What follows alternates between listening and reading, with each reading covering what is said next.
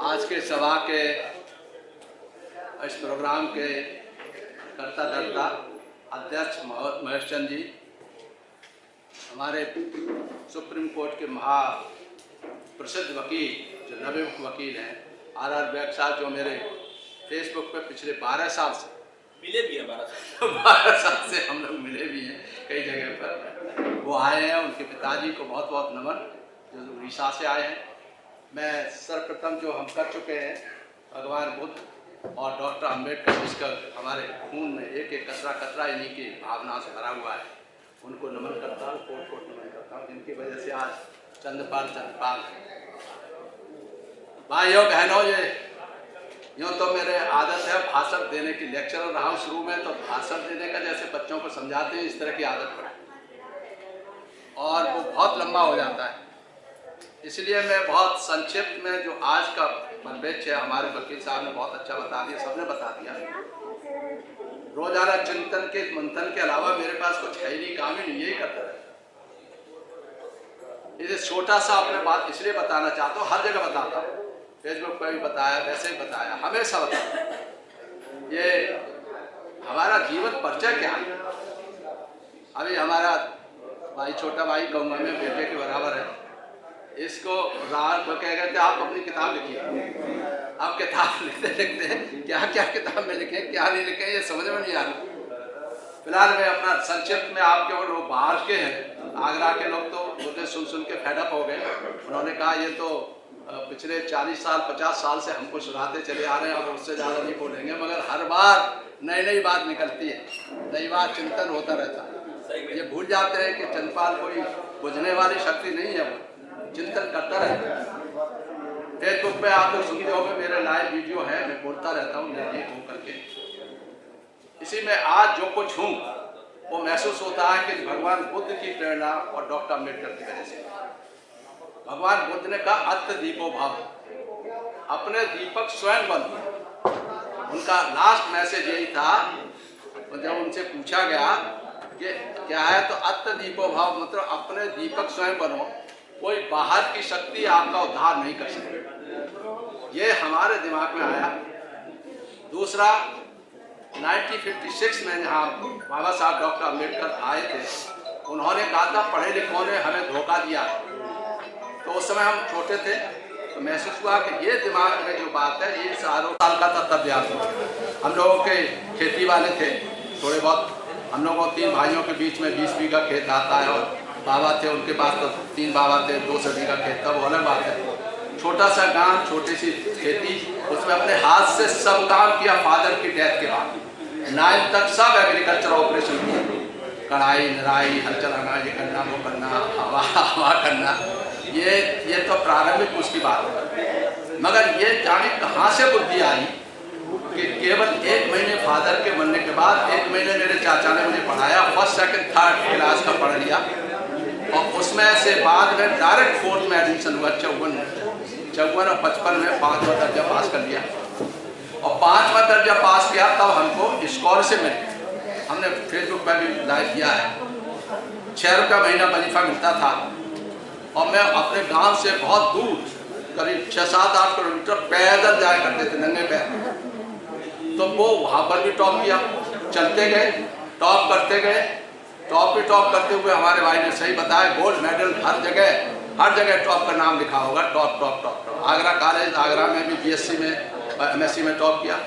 BSc में 4 scholarship sanction, 2 Uttar Pradesh सरकार के, एक भारत सरकार का नेशनल स्कॉलरशिप, और एक जो है बरसरी यूनिवर्सिटी, मगर उसमें केवल नेशनल स्कॉलरशिप। अब इतना सब होते हुए भी सब हमेशा किसी से एक पैसा नहीं लिया, अपने आप ही सब कुछ हो रहा।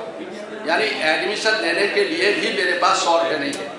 बीएससी पार्ट में मुझे एडमिशन लेना था, तब मैंने सिस्टर की शादी में उससे 100 रुपये लेके आया, और उससे एडमिशन लिया हॉस्टल में।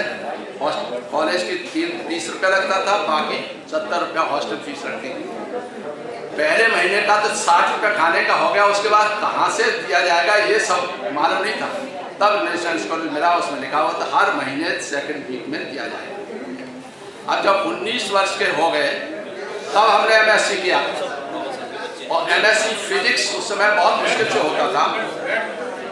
उसके MSc फिजिक्स, प्लीज़ मैडम ध्यान देता हूँ, भाई की तरफ डिस्टर्ब होता हूँ, आप इधर दूसरों को सुना करिए ना, मैं बहन की बात कर रहा हूँ, बता रहा हूँ, मोटिवेट करने के लिए कह रहा हूँ, और मैं तो ख़त्म कर देता 10 मिनट मुश्किल से।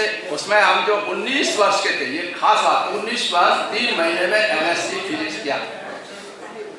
MSc फिजिक्स के बाद फौरन लेक्चरर बन गए। अब लेक्चरर फिजिक्स पढ़ा रहे हैं। हमारी सारी है अमेरिका में बहुत बड़े बिजनेसमैन है, इंडस्ट्री है, उसका इंजीनियर था। वो कहते जीजा जी आपको तो लड़के भगा देंगे वहाँ से पढ़ना, छोटे से थे वो, 19 साल 3 महीने क्या होगा, 19 साल का क्या करना।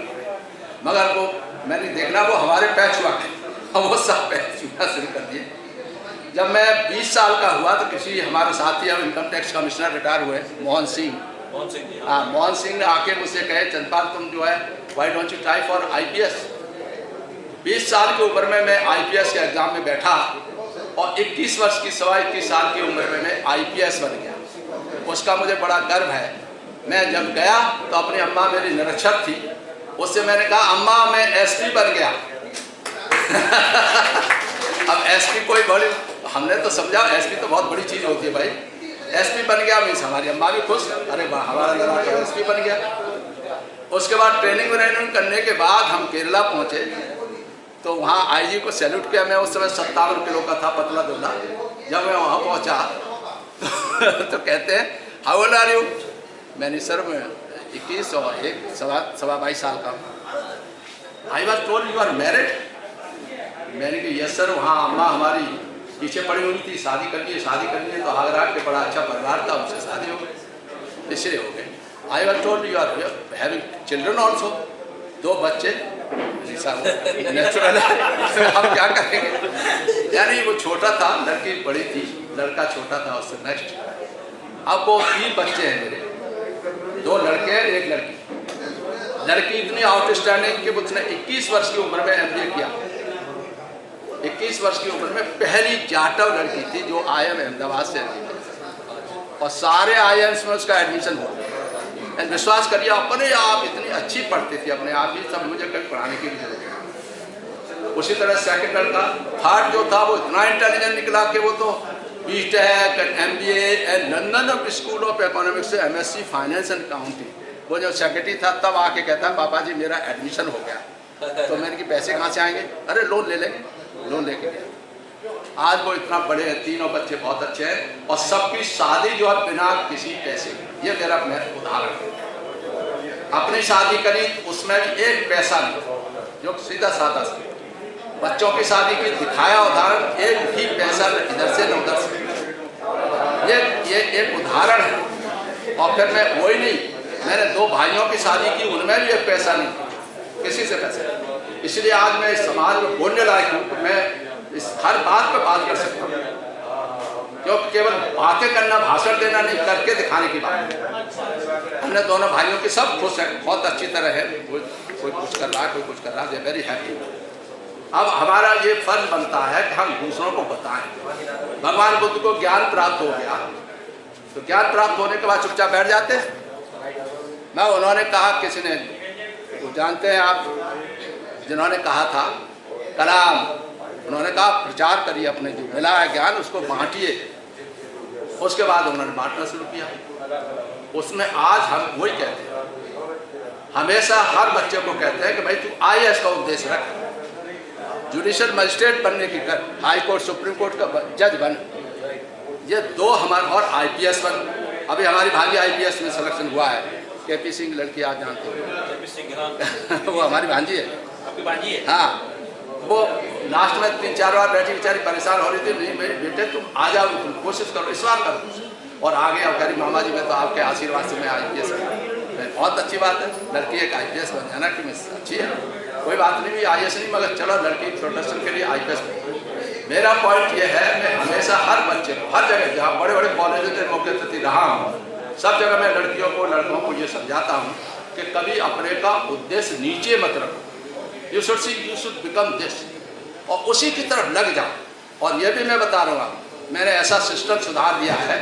पहले मुझे इंटरव्यू में 55% नंबर मिले थे, मैं अक्सर 55% नंबर IPS में मिले थे, जब मैं कुछ नहीं जानता था। केवल फिजिक्स, केमिस्ट्री, मैथमेटिक्स के अलावा मैं कुछ नहीं मांगता वास्तव में। और उस समय मुझे इंटरव्यू में 55% नंबर मिले। मिसेस खोंगमैन एक ट्राइबल लेडी थी, वो उसकी चेयरमैन थी, और लहरी वो जो थे।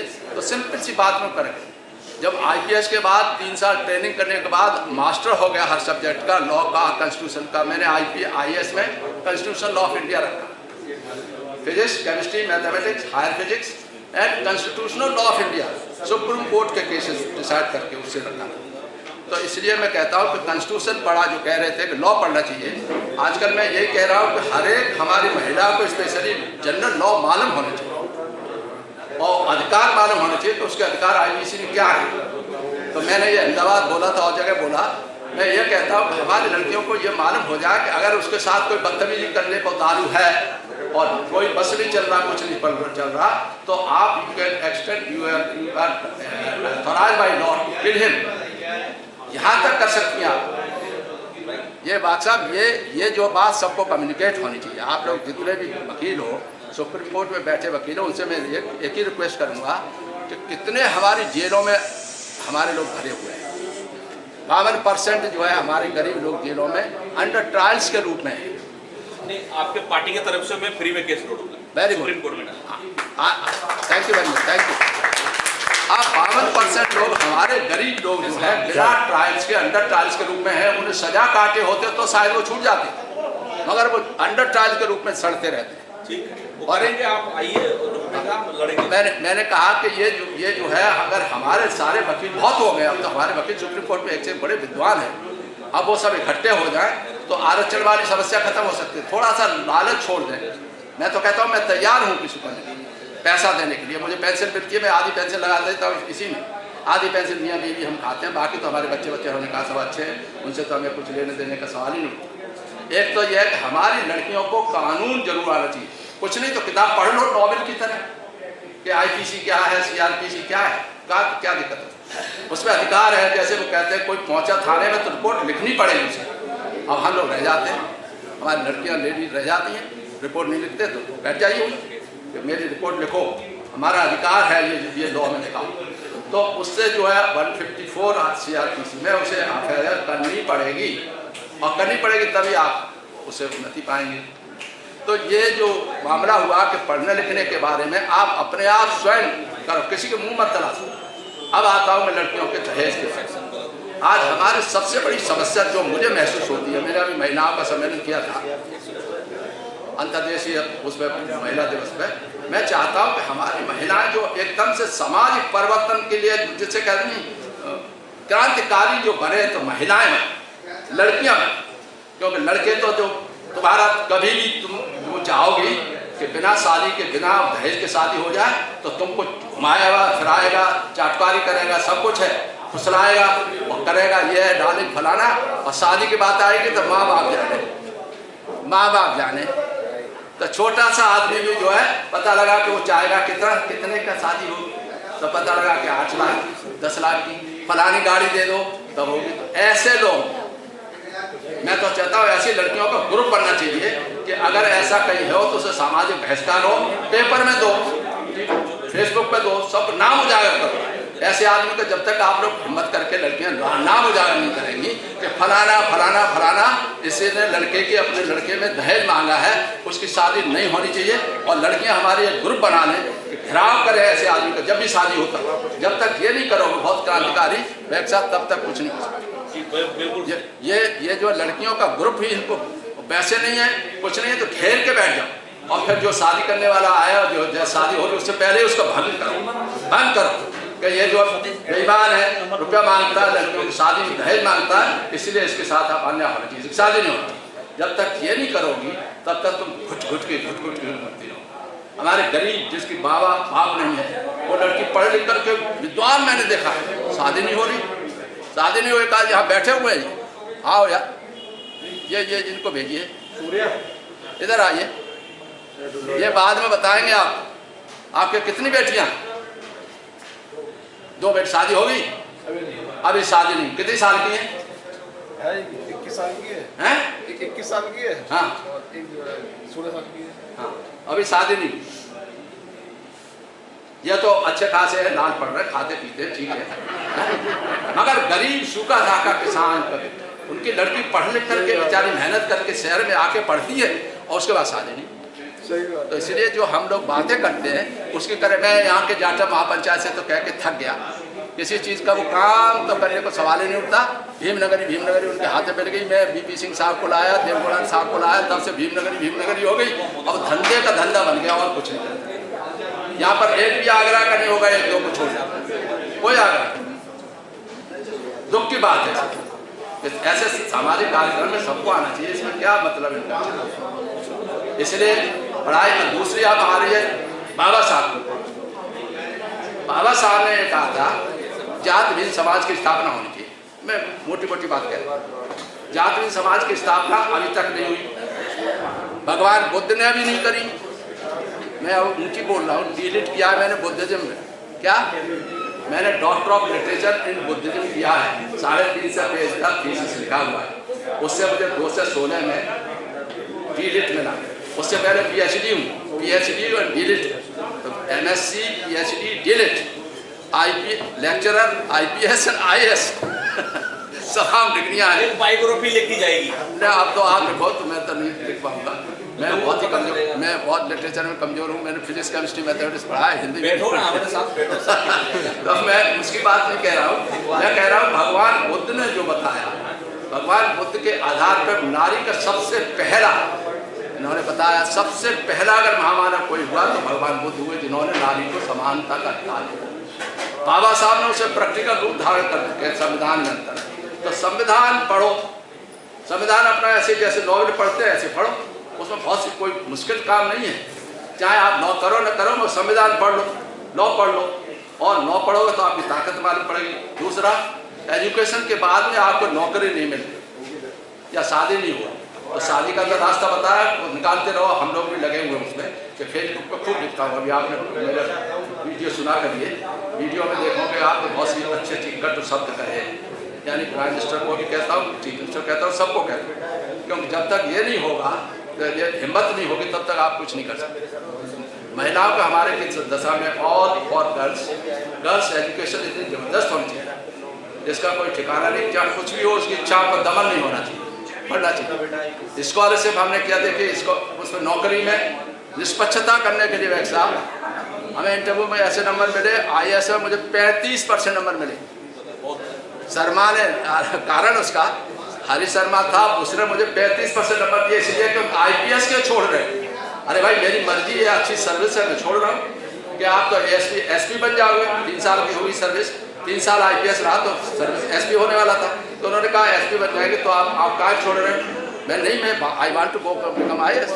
It can be inspiration for all. ये सब 25% नंबर दिए और फिर भी मैं टॉप पे आ गया।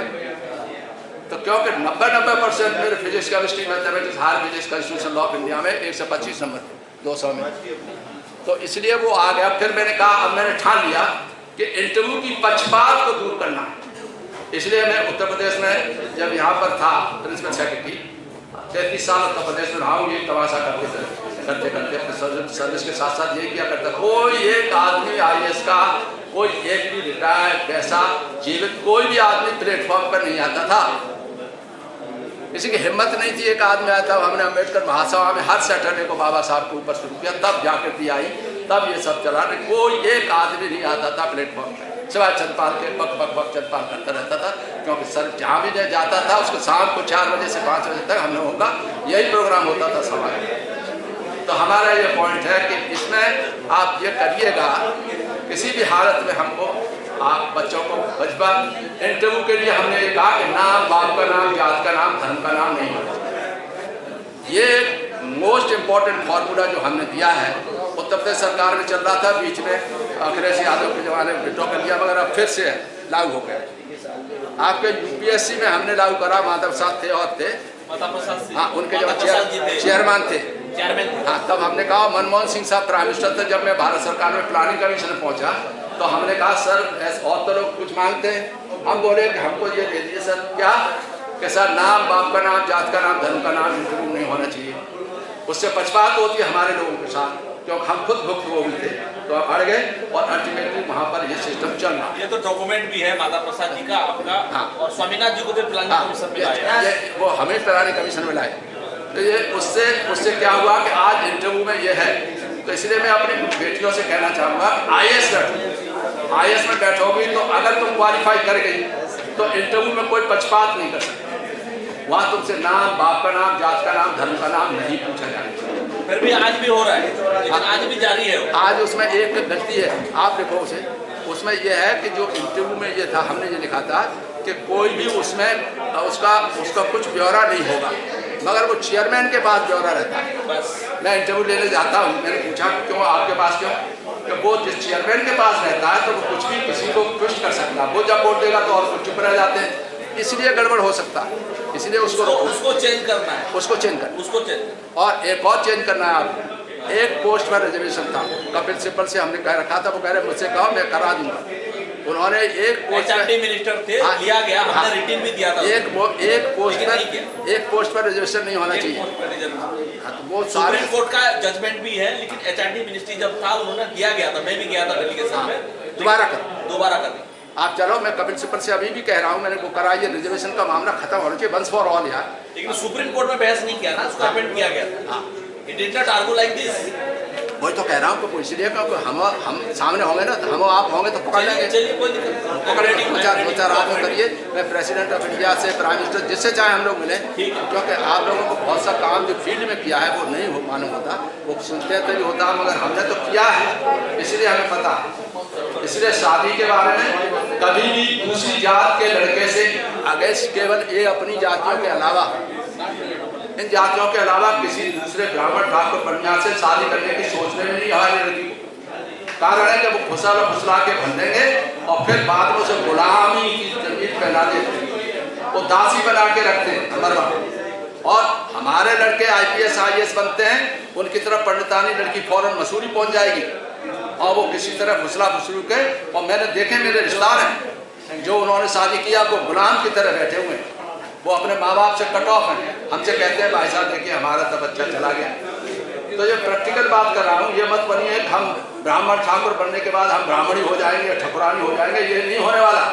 इसलिए इसको प्रैक्टिकल में बता रहा हूँ, अनुभव के आधार पर मैंने सबको देखा है, और बहुत से ऐसे अपने IAS IPS को देखा है जिन्होंने दूसरों से शादी की, बड़े शोषण बनते हैं, सामाजिक बनते हैं। और हम उनसे मिलने गए, एक ऑफिस, बहुत सीनियर ऑफिसर, इसमें नाम भी है, मैं ये नहीं कहना चाहूँगा, मैंने उनसे मुंह पे कहा, जब उनसे मिलने गए तो कहा चलो चलो चलो बाहर करेंगे, यानी ग्राउंड वहाँ नहीं कर बात करेंगे उसमें, वो क्योंकि उनकी पंडितानी या कायस्थ है, तो वो बाहर ले जाएंगे ग्राउंड फील्ड में, वहाँ तब बात करने की हिम्मत होती है।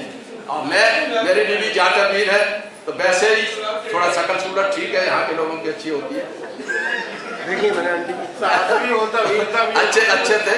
अब वो उसको हमारे इलेक्शन हमने लड़ाया BBC साहब ने, तो कोई कहे ये तो जो है ब्राह्मणी है, चंद्रपाल की बीवी ब्राह्मणी है, कोई कहे कायस्थ है, कोई कुछ है, कभी कहे पाल है, चंद्रपाल लिखते हैं, सरनेम नहीं है, तो कहे वो तो पाल है, गडरिया है, असाले गडरिया MP बना हुआ हमारे यहाँ, और जाटों ने खूब वोट दिए, SC बना हुआ, गडरिया SC बन के MP बना हुआ है आगरा का, ये जाटा वीरों की आगरा की वो है, और उसके लिए हम चंद्रपाल लड़ रहे हैं, और यहाँ चुपचाप बैठे सब जाके उसके नमस्कार करते हैं, कोई 1 लाख रुपये दे दिया किसी को, इसी में खुश, इसी में खुश। तो इसलिए हम बताना चाह रहे हैं कि ऐसी तमाम बातें हो रही हैं, तो उसके लिए कभी भी डट करके काम न करना। हम लोग बिल्कुल साफ साफ कह देते हैं, जिसको पसंद आए करें, नहीं पसंद आए अपने घर बैठे, हमारा जो सिद्धांत है उसके अनुसार चलेंगे। हम कहते हैं पहली बात आप समझिए, सबसे ज़्यादा समस्या क्या है हमारे साथ? जातीयता, सांप्रदायिकता और भ्रष्टाचार और अपराधीकरण। अब राजनीतिक अपराधीकरण, भ्रष्टाचार पर नरेंद्र मोदी जी भी बोलने लगे जो चंद्रपाल बोलता है, तो मैंने कहा ये तो सब आपके यहाँ तो भ्रष्टाचार भी है और आपके यहाँ पर क्रिमिनलाइजेशन भी है, तो आप कैसे बोलेंगे? चुप, वो कहते चंद्रपाल से डर लगता है नरेंद्र मोदी। हाँ, जब प्लानिंग कमीशन खत्म कर दी, मैं समझता हूँ मैं ऐसे कंटिन्यूएशन में भाषण देता हूँ तो अलग बात है, ये तो आप लोगों को समझाते हुए मैंने बातें कही है।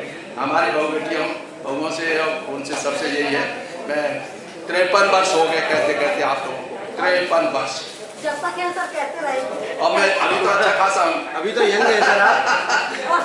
नहीं किसी ने कहा, तुमने कहा, किसी ने कहा, इन्होंने कहा बड़े बूढ़े, मैंने कहा चलो बड़ा बुरा बोल नहीं। के करते सर बड़ा हैं। से सब होता है। ये शब्द मैंने नहीं कहा था, ये किसी और ने कहा। एक और मैं भूल गया, रोजाना योग करिए, एक्सरसाइज करिए, कोई अंतर नहीं पड़ता। आगे पीछे झुक लीजिए कि आधा घंटे, और उसके बाद आप फिट रहेंगे और माइंड ठीक रहेगा, सब कुछ रहेगा। बच्चे भी देखेंगे, वो भी कहेंगे हमें एक्सरसाइज करनी है। तो कुछ न कुछ जो करने चाहिए, तब आप स्वस्थ रह पाएंगे। 70 तो हुआ इनका। और अच्छा खाइए, खाने के लिए बिल्कुल अच्छा खाइए, चाहे कुछ हो जाए, खूब मेहनत करिए, पसीना बहाइए और 72 कौन में? हाँ, हाँ, 8 में रिटायर्ड हुए। 72 बैच का हूँ और 72 सर्विस का हूँ। 72 ही 72 साल की आयु है।